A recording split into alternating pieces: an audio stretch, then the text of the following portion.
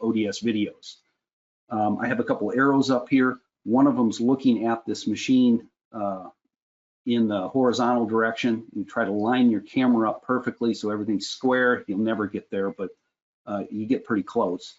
This other direction is the axial direction. So if I have, remembering that the video format is two-dimensional, it's a two-dimensional representation of a three-dimensional prospect here. So if I'm looking at the motor housing in the horizontal direction, I get a vertical and I get an axial response from that direction. Okay. If I'm looking at the end of the motor, I'm not getting axial, I'm getting vertical and horizontal from that look at the structure. So really the orthogonal axes are the best directions to get.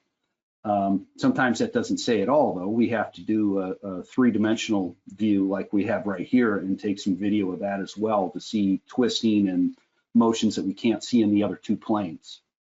What's going to be of interest in this analysis, we're going to get to this a little bit, but the animation right here is the real interesting thing.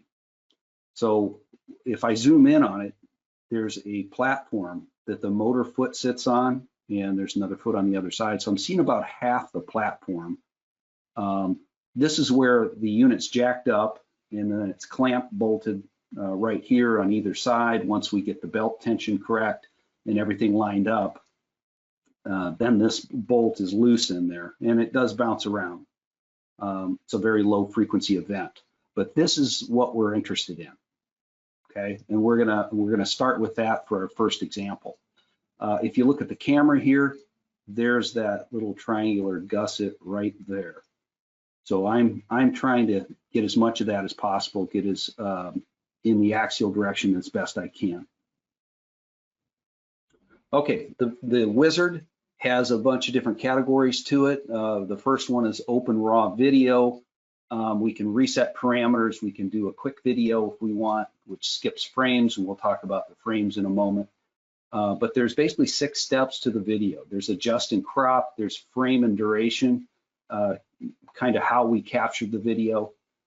There's a scaling distance we have to set so that the computer knows how far away the camera was and what is actually the displacement there.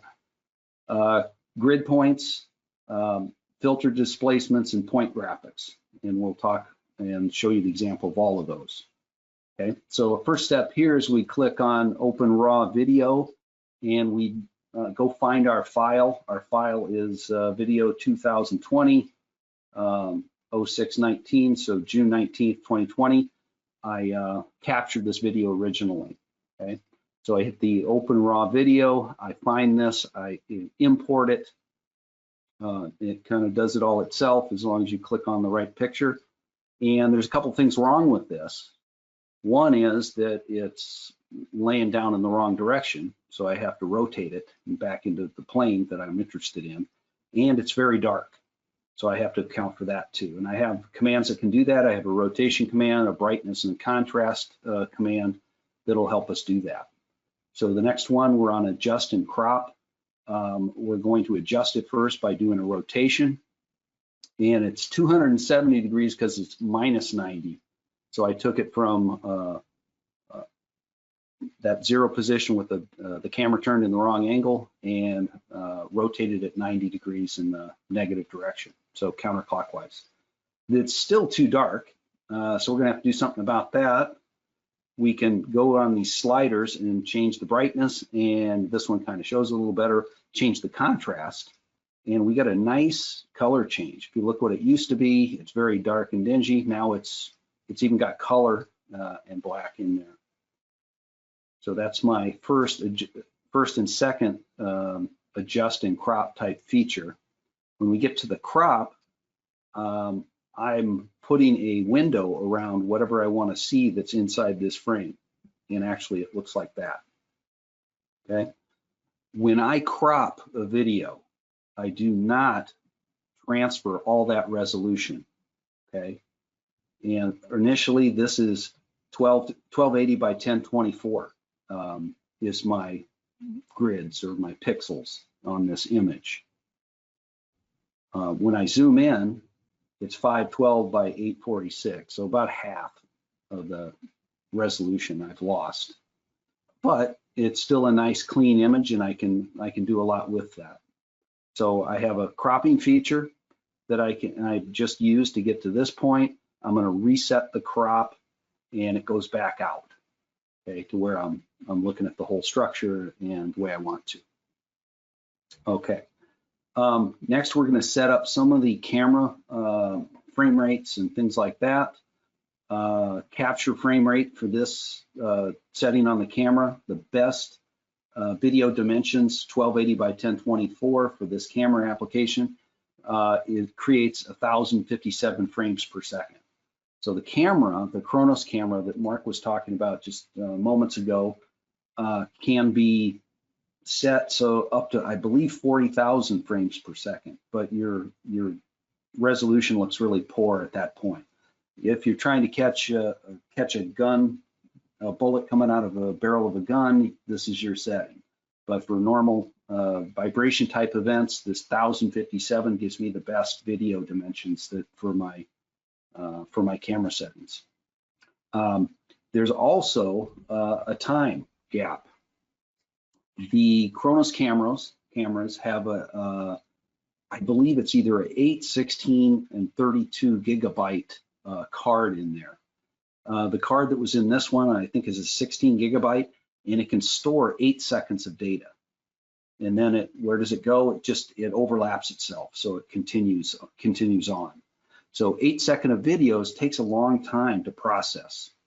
And traditionally, we found a little better way, a better look at what exactly 8 seconds of data is compared to what is acceptable. That's going to come up in a couple seconds here when we get to it.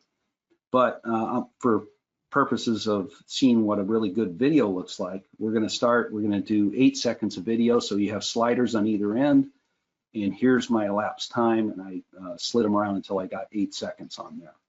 Okay. So originally I have to put in the frame rate, and every time it'll default to something. It doesn't necessarily default to the right number. So whatever you set up in the camera, that's what you need to use. Okay, there's that's frames and duration. So the two big things are the capture rate and the elapsed time that the video is going to process. We also need a distance, a scaling distance, and the easiest one for this application is right in line with the horizontal axis. It's a 4-inch wide motor foot, and to set that distance, we draw from this point to that point along one edge. There's my 4 inches.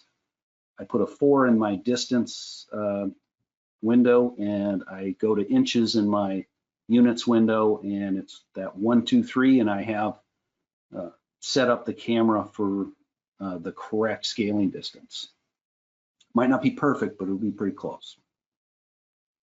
The next, we set the number of grid points, and the grid points are, there's actually the first frame of the video, and the grid points dictate how clean and smooth the video shoots. And I can put a pile of grid points in here. What I'm trying to avoid is overdoing it. So each frame, there's 1,050 frames per second. So I have 8 seconds of video, it's over 8,000 frames, okay? And if I go down to the resolution for my grid distance, I'll have 1.3 million of these red dots all over this square. That's way too much, okay? We don't need nearly that much, probably need about 10, 12% of all that pixel power in there to get the right number. But we can change this. We're going to have one of these sliders so we can move it a little bit, and you see the grid gets a little smaller and a little smaller, and we get to a point where pretty soon it's just going to be red in there. Okay, so we set this grid until we get a real dense packing. What I'm looking for is I'm interested in this ledge that the motor's mounted to, this 90-degree bended plate. And I want to make sure that there's a red dot in the center of that whole thing all the way down, which it does look like there is. So that was my goal. try to get as square as I possibly can to the axial direction of the motor, and to get these little red dots, these grid points, in the right spots so that I can see what's going on with the mode shape or the operating shape. So I'll go in here and hit the extract time waveforms, and what it'll do is it'll crunch 4,000 some X and 4,000 Y direction time waveforms. Okay, remember, it's a two-dimensional analysis of a three-dimensional event. This is a filter displacement option that's in the software in the wizard. And what you're trying to do with this is either reduce a large number of small displacements. So background noise, we're trying to get rid of all the stuff that's dark back here from taking away from our actual image. Or we're targeting a small number of large displacements. So you can see, like, this is actually a histogram. You can see some little dots in here, little bars starting to come up. What this is large displacement events, like shiny spots. You can get that from rotating shafts, camera flash. You can have a shadow if you're outside and the sun's moving and changing the shadow. These are large displacement events as far as the camera sees in the software, trying to enhance that. And anything, you know, I had a case with a pump that had a chain with a tag on it, and it was swinging around.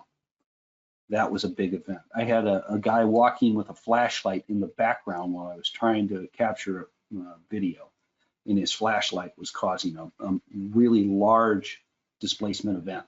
Things you don't really think about, okay? So we can set these, we can start removing the low quantity of large displacements on this end, and what it's looking for is shiny spots and reflections, and in this case, this bolt that's loose. It's a jacking bolt, so we get the platform to where we need to be, get everything lined up. We torque down the bolts holding the whole platform up in the other view, if you remember, and then we just loosen this and let it bounce around however it wants. So I don't want to lose that motion. I don't want to lose the motion in this decking, and it looks like I'm starting to do that with taking away these low quantity of large displacements, but it's enough to make a big difference. So on the other side, we put the other ones back, and on this direction, we have a large quantity of small displacements, so background noise and flat spots. So the background noise is there's nothing going on, and this should be as still as possible as long as I haven't bumped the camera or done anything like that. There's flat spots here where there's not a lot of color difference. There's not shades of different colors. There's nothing to define really the motion that's going on. And they're going to be taken away. And I'm not sure I really want to do that either. And there are better ways to do it, and I'm going to show you one of those today. We have something called relative to a point software that gets rid of the background noise, where that's what its goal is, or a big chunk of it. So I'm going to take this back to where it was and go with down the road this background reducing jitter changing software that we just talked about. There's also point graphics, and I have some shown here. Eventually, I'm going to want to know what these points are doing, and I made circles around them so you can see them a little bit better. The software will light up these points just like it did with the red, and then you check what you want to see. So labels, magnitude and phase measurements for each one, vectors or orbits. And I'll show you all of those examples in a moment. Okay, so it gives us a lot of choices. I'm going to skip this so far, just so the labels don't get in the way of what I'm trying to show you. And you can come back to it. There's a reprocess videos command where we can step back through the wizard in the backward direction and change things as we need. And one of the things we'll use over and over again is vectors or mag and phase or orbits, and changing those.